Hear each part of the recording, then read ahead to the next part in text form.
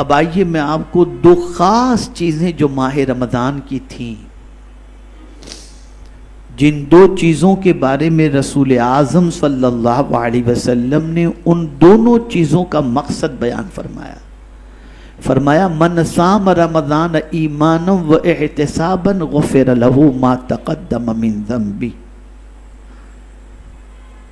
جس نے ماہ رمضان کے روزے ایمان اور احتساب کے ساتھ رکھا، اللہ عز و جل اس کے اگلے گناہوں کو معاف فرما دیتا ہے۔ ایک مقصد سمجھ میں آیا، واضح طور پر روزے کا مقصد سمجھ میں آیا، اور وہ یہ ہے کہ یہ ماہ مبارک جو آیا تھا وہ ہم کو گناہوں سے پاک کرنے کے لیے آیا تھا۔ تو جہاں ماہ رمضان کے روزے ہمیں گناہوں سے پاک کرنے کے لیے تھے، وہیں ماہ رمضان کے اندر رات کا قیام بھی اس لیے تھا تاکہ ہمارے پچھلے گناہوں کو اللہ معاف فرما دے۔ فرمایا من قام رمضان ایمانا و احتسابا غفر له ما تقدم من ذنبی، جس نے ماہ رمضان میں قیام کیا ایمان و احتساب کے ساتھ، اللہ اس کے پچھلے گناہوں کو معاف فرما دیتا۔ آپ نے رمضان کے روزے بھی رکھے اور آپ نے ماہ رمضان میں تراویح کا اہتمام بھی کیا، گناہ معاف بھی ہو گئے۔ اب گناہ کی معافی کے بعد یہ ایک پریکٹس تھی، ایک پروسیجر تھا۔ دیکھیں میں آپ کو بتاؤں اللہ کو اپنے محبوب کی امت سے کتنا پیار ہے، وہ چاہتا ہے پچھلے گناہ معاف ہوتے جائیں، اور جب بندہ اس دنیا سے جائے تو گناہوں سے پاک ہو کر کے جائے۔ اب آپ دیکھیے ایک نماز سے دوسری نماز تک کے درمیان کے گناہوں کو، آدمی نے فجر سے لے کر ظہر تک کوئی گناہ صغیرہ کیا، اللہ ظہر کی نماز کی ادائیگی کی وجہ سے اس گناہ کو معاف فرما دیتا ہے۔ جمعہ سے جمعہ کے درمیان کو جمعہ کی نماز کی وجہ سے اللہ معاف فرما دیتا ہے۔ تو پروردگار چاہتا یہ ہے کہ میرے محبوب کے امتیوں کے گناہ معاف ہو جائیں اور یہ گناہوں سے پاک ہو جائیں۔ اس کا ایک ہی پروردگار جل جلالہ کا عبادت و ریاضت کے احکام اور ان عبادت و ریاضت کے مقاصد کی طرف جو سب سے بڑی توجہ دلانا ہے وہ یہ ہے گناہ سے بچنا اور گناہوں سے پاک ہونا۔ آپ ذرا اندازہ لگائیں میرے پیارے آقا صلی اللہ تعالی علیہ وسلم کے پیارے دیوانوں کہ انسان کی زندگی کے اندر گناہ کی طرف مائل کرنے والی کون سی چیز ہوتی ہے؟ ایک ہے نفس، ایک ہے شیطان۔ اور پھر آپ دیکھیں اللہ نے ماہ رمضان المبارک کے جو روزے فرض کیے تھے اس میں ہماری زندگی میں نیکیوں کا کوٹا اتنا بھر دینا چاہتا ہے اس ایک مہینے کے اندر کہ اس ایک مہینے میں ہم اتنی نیکیاں جمع کر لیں کہ ان ایک مہینے کی پریکٹس کی وجہ سے ہم آگے کے 11 مہینوں میں گناہوں سے مقابلہ کرنے کی طاقت اپنے اندر پیدا کر سکیں۔ مثال کے طور پر قرآن شریف کو لے لیجیے۔ قرآن شریف اللہ کی عظیم ترین کتاب، بندوں کا رجحان قرآن کی طرف اللہ مائل کر دیتا ہے۔ ماہ رمضان کے اندر ایک حرف کے پڑھنے پر اللہ 10 نیکیاں عطا فرماتا ہے، اور ماہ رمضان کے اندر نفل کے ثواب کو فرض کے برابر اور فرض کے ثواب کو 70 فرضوں کے برابر کر کے ایک طاقت تمہیں عطا کر دی کہ تمہارے پاس اب نیکیوں کا کوٹا جمع ہو چکا ہے۔ ان نیکیوں کے ذریعے ماہ رمضان کے بعد 11 مہینے تک تم شیطان کے مکر و فریب سے مقابلہ کرنا، نفس کی شرارتوں سے مقابلہ کرنا۔ لیکن جب توجہ اس طرف نہیں ہوتی تو ہماری زندگی 11 مہینے والی جیسی پہلے ہوتی ہے، ماہ رمضان سے پہلے ویسی زندگی بن جاتی ہے۔ ایک سوال میں آپ سے پوچھنا چاہتا ہوں، ہماری عادت بنانے کے لیے، ہمارے اندر نماز کا جذبہ پیدا کرنے کے لیے، ہمارے اندر ایکسٹرا نفل عبادت کا جذبہ پیدا کرنے کے لیے، ہمارے اندر تعلق بالقرآن کو پیدا کرنے کے لیے اللہ نے شیطان کو ماہ رمضان میں قید کر دیا تھا تاکہ بندے خوشی خوشی عبادت کی طرف آئیں اور اللہ کی بندگی کر کے اپنی عادت بنائیں، اپنی پریکٹس کریں۔ لیکن میں آپ سے پوچھنا چاہتا ہوں، کیا اثر ہے ہماری زندگی میں رمضان کا؟ ہم محسوس کریں، صبح صادق سے لے کر غروب آفتاب تک رب قدیر جل جلالہ نے حلال 3 چیزوں سے روکنے کی پریکٹس کروائی، اور ہم نے اس پریکٹس کے اندر کامیابی بھی حاصل کی کہ ہم صبح صادق سے لے کر غروب آفتاب تک صرف اللہ کی رضا کی خاطر ہم 3 حلال چیزوں سے بچتے رہے۔ وہی 3 حلال چیزیں جو عام دنوں کے اندر انسان زیادہ کھائے یا پھر اگر عام دنوں میں حرام کھائے تو اس کی عادتیں خراب ہو جاتی ہیں۔ مثال کے طور پر زیادہ کھانے سے، زیادہ پینے سے، اور اسی کے ساتھ ساتھ میرے پیارے آقا صلی اللہ تعالی علیہ وسلم کے پیارے دیوانوں، بدنگاہی اور بدکاری کی وجہ سے انسان کی زندگی تباہ اور انسان کی آخرت برباد ہو جاتی ہے۔ اللہ نے حلال چیزوں کو تین حلال چیزوں کو اللہ نے ماہ رمضان میں اس سے رکنے کی ہمیں عادت ڈلوائی، تاکہ ہم ان 3 چیزوں سے جو حلال ہے اس سے رک کر کے اللہ عز و جل کی بارگاہ کے اندر یہ دعا کریں، مولا جس طریقے سے تو نے ماہ رمضان میں اپنی خوشی کی خاطر حلال 3 چیزوں سے صبح صادق سے لے کر غروب آفتاب تک ہمیں رکنے کا حکم دیا، ہم رکے، ہمیں ماہ رمضان کے بعد حرام چیزوں سے بھی ایسے ہی بچنے کی توفیق عطا فرمانا۔ لیکن کیا ہماری پوزیشن ہے؟ کیا پوزیشن ہے؟ ہماری زندگی میں رمضان کا اثر کتنا ہے؟ وہی رمضان المبارک کا گزر جانا، وہی نگاہوں کا آوارہ ہو جانا، وہی ماہ رمضان کا گزر جانا، مسجدوں کا ویران ہو جانا، وہی ماہ رمضان کا گزر جانا، قرآن شریف سے تعلق کا ختم ہو جانا، وہی ماہ رمضان کا گزر جانا، ذوق بندگی کے اندر سستی پیدا ہو جانا۔ تو یہ ماہ رمضان تو ہماری عادتوں کو بدلنے کے لیے آیا تھا۔ کتنی عادتیں ہماری بدلی، کتنا فرق ہماری زندگی میں پیدا ہوا۔ تو ہماری زندگی کے اندر ماہ رمضان کا کتنا اثر ہے، ہم اسے اپنے گریبان میں جھانک کر دیکھ سکتے ہیں، اپنی عادتوں میں جھانک کر کے دیکھ سکتے ہیں۔ میرے پیارے آقا صلی اللہ تعالی علیہ وسلم کے پیارے دیوانوں، قرآن بھی اپنی جگہ پر ہے۔ جس قرآن کو ماہ رمضان المبارک کے اندر پورے کے پورا قرآن سننے کی سعادت آپ نے حاصل کی، ایسا نہیں کہ ماہ رمضان گیا تو وہ قرآن بھی چلا گیا، نہیں، قرآن تو آج بھی موجود ہے۔ جس مسجد پہ جا کر کے آپ نے تراویح سماعت کی، وہ مسجد بھی آج اپنی جگہ پر موجود ہے۔ اب میں آپ سے پوچھنا چاہتا ہوں کہ مسجد بھی اپنی جگہ پر موجود، قرآن بھی اپنی جگہ پر موجود، لیکن ماہ رمضان کے اندر جس قرآن سے اللہ قریب کرنے کے لیے ہمارے اندر ذوق بندگی بھی عطا فرمایا، مسجد کے اندر حاضری کی سعادت بھی عطا فرمائی، ہم 1 مہینے تو کنٹینیوز تھے، پھر 1 مہینے کے بعد ہمارا رابطہ کیوں ٹوٹ گیا؟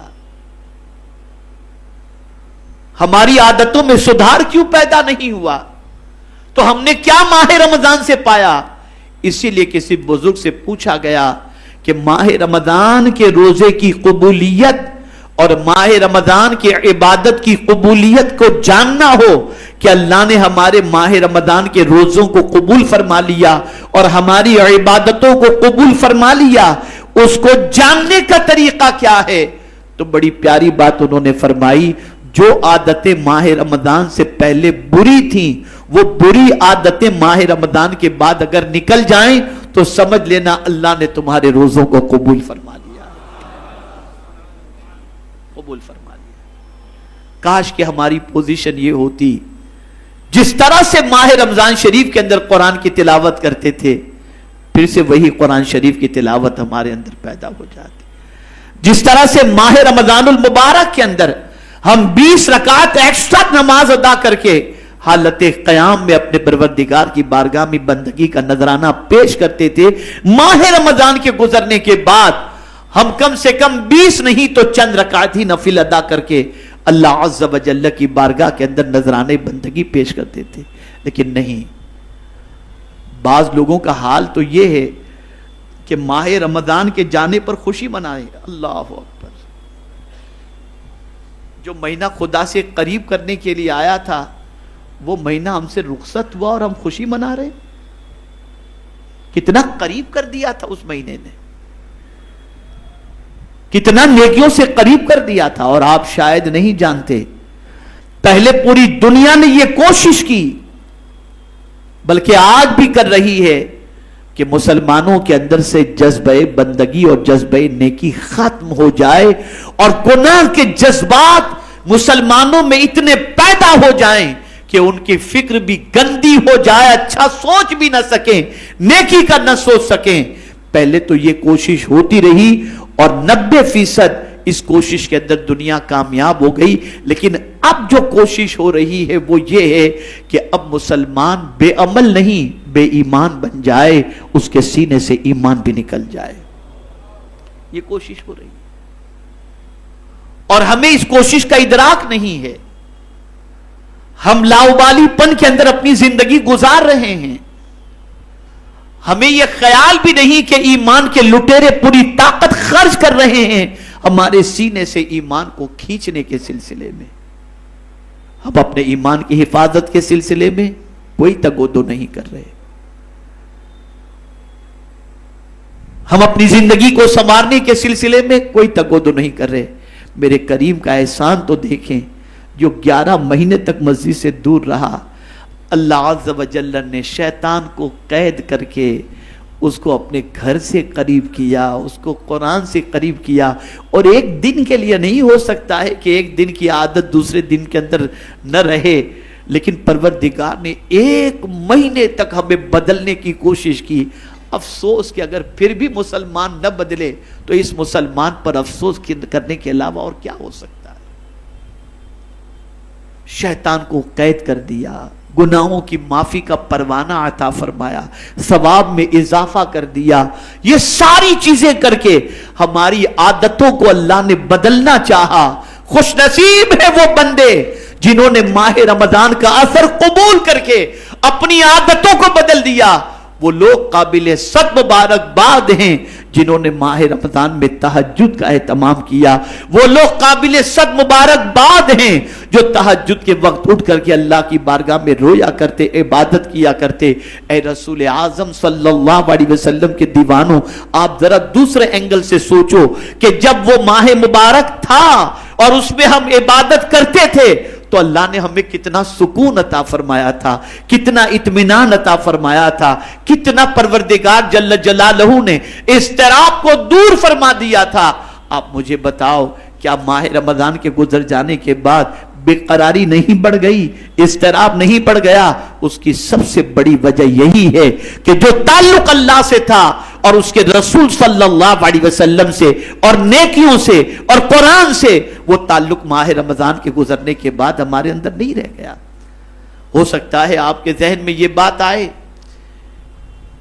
کہ ماہ رمضان میں ہم اتنے کاروبار پر توجہ نہیں دیتے تھے, یہ نہیں کرتے تھے, اب تو یہ مصروفیت وہ مصروفیت, یہ ساری چیزیں.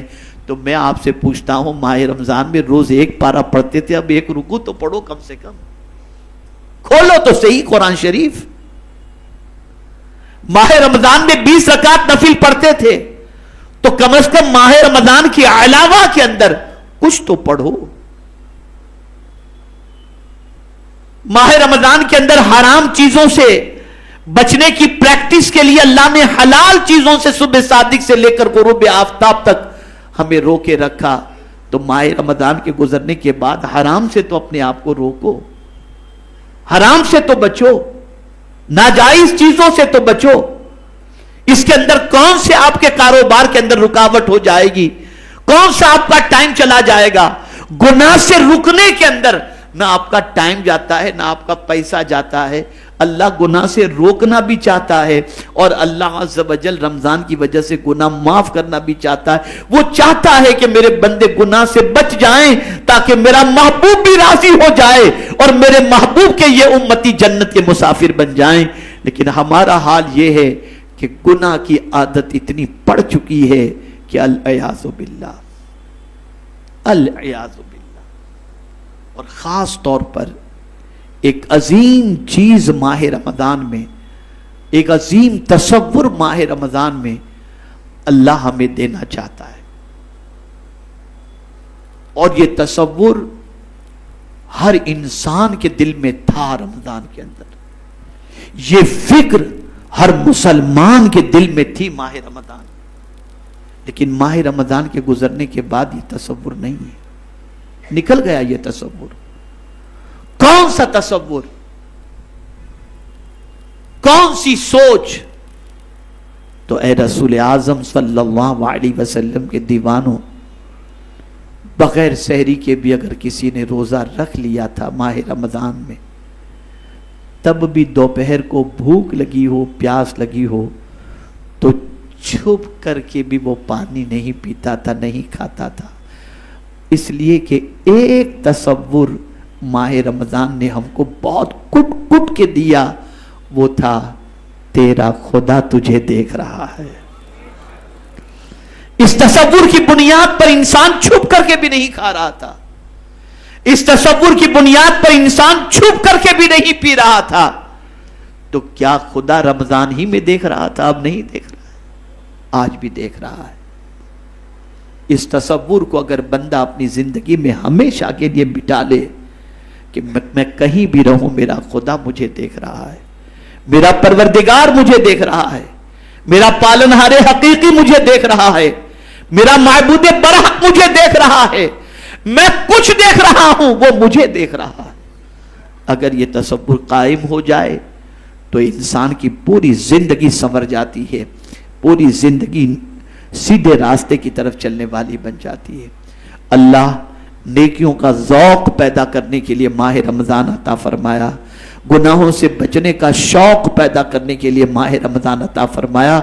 اگر اس ماہ رمضان کے اثرات، ان اثرات کو ہم نے اپنی زندگی میں محسوس کر لیا اور ماہ رمضان کی برکتوں سے اپنی عادتیں چینج کر لی، تو مبارک ہو، اللہ نے ہمیں روزے کی برکتیں بھی عطا فرما دی اور تراویح کی برکتیں بھی عطا فرما دی۔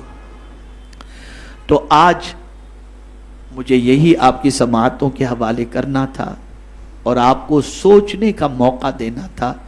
کسی مفتی سے فتویٰ پوچھنے کی ضرورت نہیں ہے، آپ خود اپنے گریبان میں جھانک کر دیکھو کہ ماہ رمضان کا اثر آپ کی زندگی میں کتنا ہے، اپنی زندگی میں خود ہی جھانک کر دیکھیں، اور اگر کچھ کم ہو گیا تو ماہ رمضان کے اثرات کو باقی رکھنے کے لیے قرآن سے جڑ جاؤ، مسجد سے جڑ جاؤ، عبادت سے جڑ جاؤ، اور ایک تصور ہمیشہ کے لیے دماغ کے اندر محفوظ کر لو، میرا خدا مجھے دیکھ رہا ہے۔ وہ روزے کی حالت میں گھر میں کھا رہا ہوں یا پی رہا ہوں وہ دیکھ رہا ہے، ایسا نہیں، میں کہیں بھی رہوں، کبھی بھی رہوں، کہاں بھی رہوں، میرا مولا مجھے دیکھ رہا ہے۔ یہ تصور اگر قائم ہو گیا تو جس طرح سے ماہ رمضان میں چھپ کر پانی نہیں پیتے تھے، ایسے ہی ماہ رمضان کے علاوہ کوئی گناہ کرنے سے بھی آپ بچیں گے کہ خدا دیکھ رہا ہے۔ اس سے آپ کی زندگی میں انشاءاللہ بیلنس پیدا ہوگا، اور پھر آپ دیکھیں گے کہ صرف ماہ رمضان ہی سکون سے نہیں گزرا، اب پوری زندگی انشاءاللہ سکون سے گزرتی چلی جائے گی۔ تو اے رسول اعظم صلی اللہ علیہ وسلم کے دیوانوں، اس پیغام پر عمل کرو۔ اور دوسری چیز میں خاص طور پر بتاؤں، ماہ رمضان کے بعد کا یہ پہلا ہفتہ واری اجتماع ہے جس میں آپ تشریف لائے ہیں، اچھی تعداد میں حاضر ہوئے ہیں الحمدللہ۔ ہمارے مبلغین نے بھی اپنے اعتبار سے محنت کی، اور میٹنگ کے بعد بھی تقریباً علاقے کے ساتھی یہاں پر آج اجتماع میں حاضر ہیں۔ میں آپ تمامی ساتھیوں سے گزارش کرتا ہوں کہ ہم جس دور سے گزر رہے ہیں وہ دور بڑا امتحان کا دور ہے، بہت سخت دور ہے، اتنا سخت ہے کہ جیسا کہ میں نے عرض کیا کہ پہلے بے عمل بنانے کی کوشش تھی اور اب بے ایمان بنانے کی کوشش ہو رہی ہے۔ اور ایمان کتنا بڑا سرمایہ ہے، زندگی رہی تو انشاءاللہ میں کوشش کروں گا آئندہ اجتماع میں آپ کے سامنے پیش کر سکوں، لیکن آج میں صرف ایک واقعے کے ذریعے آپ کو سمجھا دوں ایمان کتنا اہم ہے۔ بہت دھوم دھام سے ہم نے عید منائی، نئے لباس زیب تن کیے، ایک دوسرے کو مبارکباد پیش کی، عیدیاں تقسیم کی، گلے ملے، سب کچھ ہم نے کیا.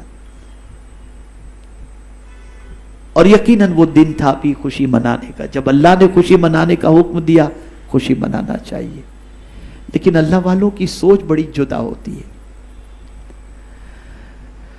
حضور سیدنا غوث الثقلین قطب ربانی محبوب حقانی قندیل نورانی میرا شاہ شیخ سیدنا سید عبد القادر جیلانی رضی اللہ المولا تبارک و تعالی عنہ عید کے دن اپنے گھر کے حجرے کو بند کر کے، گھر کے دروازے کو بند کر کے رو رہے تھے، خوب رو رہے تھے. لوگ عید ملنا چاہتے تھے اور غوث پاک کے حجرے کا دروازہ بند تھا. کافی دیر کے بعد لوگوں نے دروازے پہ دستک دی تو غوث پاک نے دروازہ کھولا. لوگوں نے دیکھا غوث پاک کی آنکھوں سے آنسو جا رہے ہیں، خوب رو رہے ہیں. بہرحال لوگوں نے مبارکباد بھی پیش کرنی تھی، جنہیں انہوں نے مبارکباد بھی پیش کی. ایک بہت قریبی مرید نے حضرت سے پوچھا، حضور آج تو عید کا دن ہے، خوشی کا دن ہے، مبارکباد پیش کرنے کا دن ہے اور آپ رو رہے ہیں، حضور رونے کی کیا وجہ ہے، کیا سبب ہے؟ سوچئے میں 800 850 900 سال پہلے کی کم و بیش بات کر رہا ہوں. تب ماڈرن ٹیکنالوجی کا دور نہیں تھا، سوشل میڈیا کا دور نہیں تھا، یوٹیوب اور واٹس ایپ کا دور نہیں تھا. اس زمانے میں غوث پاک رضی اللہ تعالیٰ عنہ سے پوچھنے والے نے پوچھا، حضور رونے کی وجہ کیا ہے؟ ارشاد فرماتے ہیں، بیٹا عید یقیناً بہت اچھا دن ہے، لیکن ہمارے لیے عید کا دن تو اس وقت ہوگا جب ایمان کے ساتھ ہم اس دنیا سے چلے جائیں، تب ہم سمجھیں گے کہ یہ ہمارا عید کا دن ہے. اس لیے کہ وہ جانتے تھے کہ موت کی آخری ہچکی تک شیطان ایمان کو چھیننے کی کوشش کرتا ہے. ہم غافل ہیں، ہمیں احساس ہی نہیں ہے، ہمیں فکر ہی نہیں ہے. ہم تو لاؤبالی پن میں زندگی گزار رہے ہیں، گزر رہی ہے، رہے نہ رہے، کیا ہو رہا ہے کیا نہیں، کیسے ایمان بچایا جائے اس کی فکر نہیں، کیسے عادتیں درست کی جائیں اس کی فکر نہیں. اسے ہم نے ہلکا سمجھ لیا ہے. اور سب سے زیادہ اگر ہم نے کسی چیز کو اہمیت دی ہے تو مال اور دنیا بس، اس سے زیادہ کچھ بھی نہیں. پھر معاذ اللہ دولت دے کر کے بھی، اگر ایمان دے کر کے بھی دولت ملتی ہو تو آج بہت سارے لوگ ایمان بیچنے کو بھی تیار ہو گئے. اور یہ دور ہے بھی ایسا کہ حضور صلی اللہ علیہ وسلم نے ارشاد فرمایا، ایک زمانہ آئے گا لوگ رات کو مومن ہوں گے اور صبح کافر ہو جائیں گے.